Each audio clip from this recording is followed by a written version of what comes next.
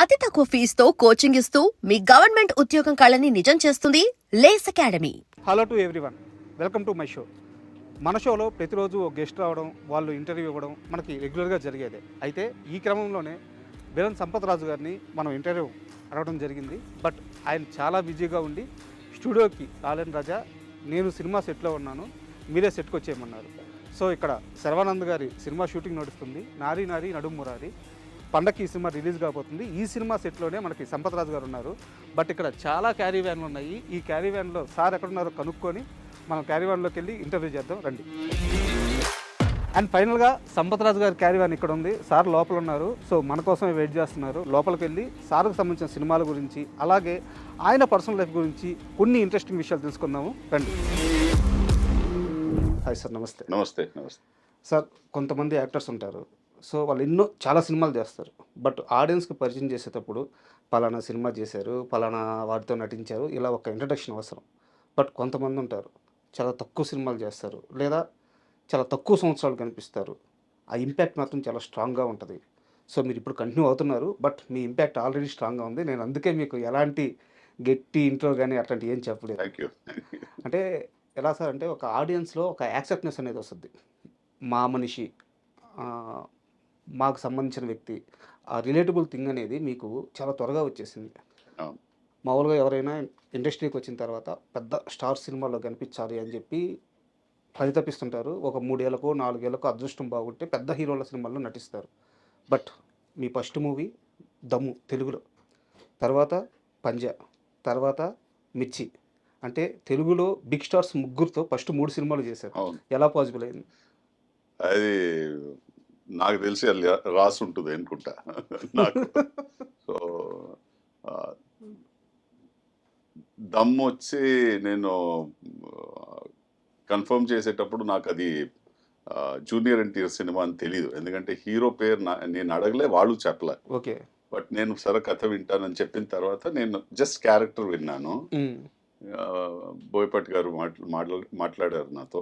మాట్లాడిన తర్వాత బ్రీఫ్ ఇచ్చారు. బ్రీఫ్ ఇచ్చి ఇలా ఉంది సంపత్, మీరు చేయండి, బాగుంటుంది అని చెప్పారు. నేను తర్వాత అడిగాను హీరో ఎవరంటే మన జూనియర్ ఎన్టీఆర్ గారు అన్నారు.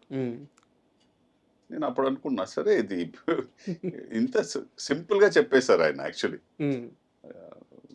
బట్ నాకు తెలుసు అది జూనియర్ ఎన్టీఆర్ సినిమా అంటే రీచ్, మళ్ళీ దాని ఒక స్కేల్ ఎలా ఉంటుంది.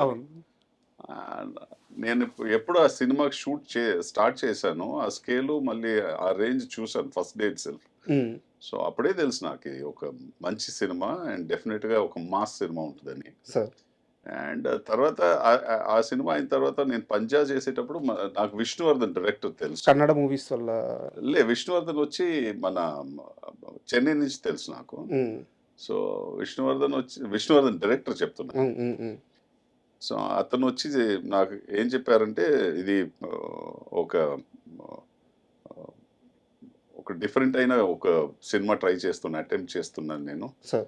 అండ్ నువ్వు చేయాలంటే, నేను ఫస్ట్ మళ్ళీ అదే అడిగింది, ఎవరు హీరో అంటే పవన్ కళ్యాణ్. సరే ఓకే, రెడీ చేద్దాం. బట్ నాకు తెలిసి నాకు రికగ్నిషన్ వచ్చింది మిర్చి తర్వాత. ఎందుకంటే మిర్చి ఒక full length role and extraordinary impact అయ్యే ఒక క్యారెక్టర్ అది. అండ్ నాకు తెలిసి ఈక్వల్ స్క్రీన్ స్పేస్ కాకుండా ఈక్వల్ వెయిటేజ్ క్యారెక్టర్కి ఉన్న ఒక విలన్ ఉంటే యూజువలీ సినిమాకి అది ఒక పెద్ద బలం ఉంటుంది అండ్ ఒక పెద్ద ప్లస్ ఉంటుంది. అది నాకు దొరికి నేను అది చేశాను. అది ఇప్పుడు దాకా మీరు ఇంటర్వ్యూ చేసేదాకా ఇప్పుడు ఈ రోజు షూటింగ్లో ఉన్నా. అంటే యాక్చువల్గా ఇప్పుడు షూటింగ్లో ఉన్నారని మీరు చెప్పారు కాబట్టి అడుగుతున్నాను.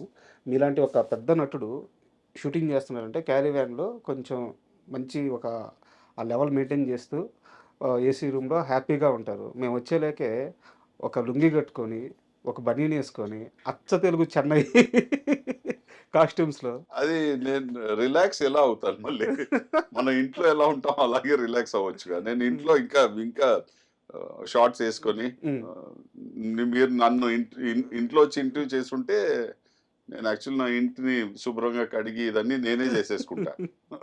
వంట కూడా చేసుకుంటా. సార్ అంటే మీరు ఇందాక సినిమాలు చెప్పారు సార్, వాటి గురించి వస్తాను, ప్రస్తావనకు వస్తాను. దానికంటే ముందు మీ కెరీర్ విషయానికి వస్తే, మీ ఫ్యామిలీ బ్యాక్గ్రౌండ్లో ఎవరు కూడా సినిమాలకు సంబంధించిన వాళ్ళు లేరు అని చాలా ఇంటర్వ్యూలో చెప్పారు.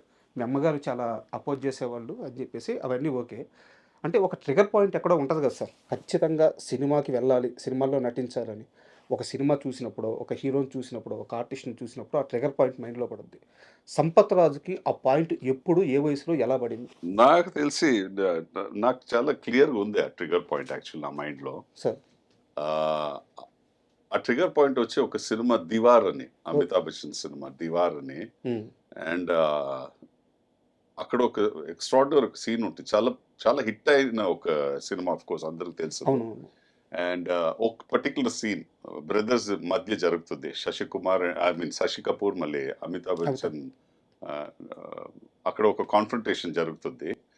ఆ కాన్ఫ్రంటేషన్ టైంలో నీకు ఎక్కడో నాకు వచ్చి ఒక ఒక స్పార్క్ అయింది నా లోపల. మేబీ ఆ ఇంపాక్ట్ ఆయన ఇచ్చారు నాకు, ఆ సీన్ నాకు అలా ఇంపాక్ట్ అయింది, అది నేను చెప్పలేను. బట్ అక్కడెక్కడో నాకు నేను యాక్టర్ అవ్వాలి అని ఒక ఒక ఒక స్పార్క్ వచ్చింది. బట్ దాన్ని ఇంట్లో చెప్పడానికి నాకు చాలా భయం. ఎందుకంటే మా మా నాన్న ఓకే, బట్ మా అమ్మ వచ్చి అసలు ఒప్పుకోదని తెలుసు నాకు. సో ఆ స్పార్క్ని అలాగే లోపలే పెట్టుకొని నడుస్తూ వెళ్ళా. బట్ స్కూల్లో వచ్చి నేను థియేటర్, చిన్న చిన్న ప్లేస్ అని పార్టిసిపేట్ చేస్తే అది ఒక స్టేజ్లో ఒక అప్లాజ్ ఉంటుందిగా మీరు చేసేటప్పుడు, అది మీకు ఇంకా ఒక ఒక బూస్ట్ ఇస్తుంది. సో అలాంటి ఒక దీంట్లో నేను అప్పుడు షూర్ అయ్యాను, సరే నేను కెరియర్ చూస్ చేసుకుంటే ఇది చేసుకుంటానని. బట్ నేను అది కెరియర్గా చూస్ చేసుకోలే అప్పుడు. నేను అడ్వర్టైజింగ్ లోపల వెళ్ళిపోయాను. దాంట్లో ఒక 13-14 ఇయర్స్ దాంట్లో పని చేసిన తర్వాత ఒక రోజు సినిమా వచ్చింది. ఇప్పుడు కళమ్మ తల్లి అంటారు సార్, అంటే ఏ ఇండస్ట్రీ అయినా ఆ కళ ఒక మంచి నటుడిని వదిలిపెట్టదు. మీరు ఎటు వెళ్ళిపోయినా సరే లాగద్ది, తీసుకొచ్చుకుంటుంది. ఆ అమ్మ అంటే ఒక తల్లి బిడ్డనట్టయితే హక్కుని చేర్చుకుంటుందో, ఇంత గొప్ప నటుడిని ఏ ఇండస్ట్రీ కానీ సినిమా వదులుకోలేదు కదా, మీరు అలాగే మళ్ళీ తిరిగి వచ్చారు. Thank you, thank you, thank you. And మామూలుగా ఎవరైనా 10th క్లాస్ పాస్ అయ్యారనుకోండి పిల్లలు, సైకిల్ కొనిస్తారు, లేకుంటే వాడికి ఏదైనా సినిమాకి తీసుకెళ్తారు, మంచి ఫుడ్ కొనిస్తారు. మీ ఫాదర్ ఎందుకు బీర్ పోపించారు? ఎందుకంటే ఇప్పుడు అందరు చేసేదేగా టీనేజ్లో, కాలేజ్ వెళ్తే ఫస్ట్ నేర్చుకున్నదే ఇలాంటిదే, ఫ్రెండ్స్తో కలిసి. కొంచెమంది ఉంటారు అది చేయరు కాలేజెస్లో, బట్ ప్రిడామినెంట్లీ జనరల్గా చూస్తే పర్సంటేజ్ ఇలాంటి సిగరెట్లు కానీ బియర్లు కానీ ట్రై చేస్తారు. మా నాన్నగారు లాజిక్ ఏముందంటే, నువ్వు ఇది ఎలాగో చేస్తావు, నువ్వు దాన్ని బాధపడకుండా ఎక్కడో చోట్లో అలా దాచుకొని చేయాల్సిన నీకు ఇది అవసరం పడదు, నేను నీకు ఆఫర్ చేస్తున్నా, బట్ దీన్ని నువ్వు ఎలా కంట్రోల్లో చేస్తావు అది నీ మీద ఉంది. నేను నీకు సలహా ఇవ్వచ్చు, నేను నీకు ఒక డైరెక్షన్ ఇవ్వచ్చు, బట్ దాన్ని నువ్వు నీ లైఫ్లో అప్లై చేసుకుంటే అది నీకు బాగుంటుంది.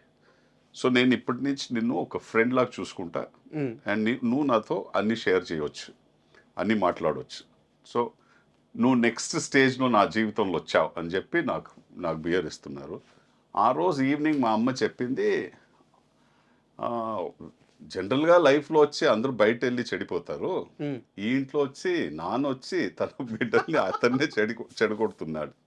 బట్ నాకు నన్ను అడిగితే ఈరోజు మీరు యాక్చువల్లీ నాకు ఒక ఎక్స్ట్రాడినరీ ఒక ఎక్స్పీరియన్స్ దొరికింది అప్పుడు.